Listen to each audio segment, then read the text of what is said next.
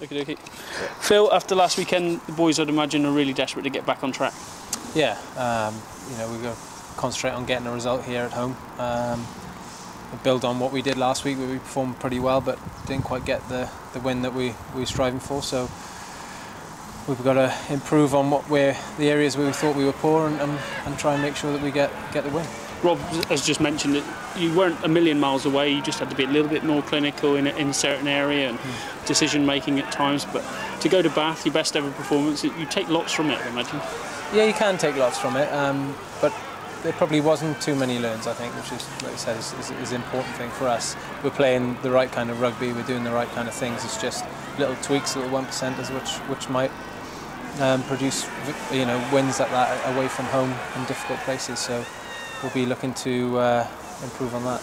London Irish this week, 1-1 last season in terms of results. You know that they're a credible force at any time and can't take nothing for granted at this level. Oh no, definitely not.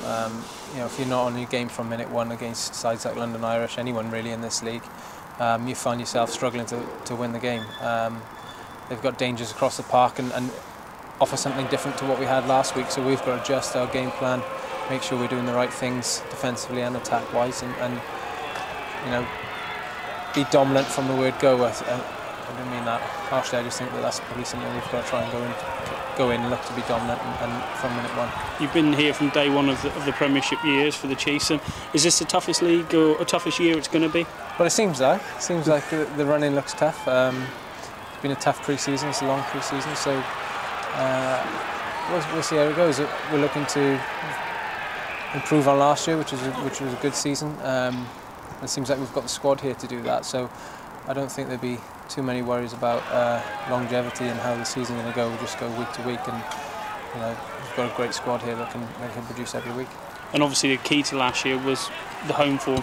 You didn't lose too many here at Sandy Park. Is that another key factor this year? You want to be dominant at home and really carry it on away? Oh, definitely. I suppose any team wants to have that dominance at home, bring teams to their home ground and know that they're in for a tough day. So we'd like to set that mark hopefully on the weekend, but we've got to concentrate on the performance first to get us those victories and get us those performances at home to set that standard.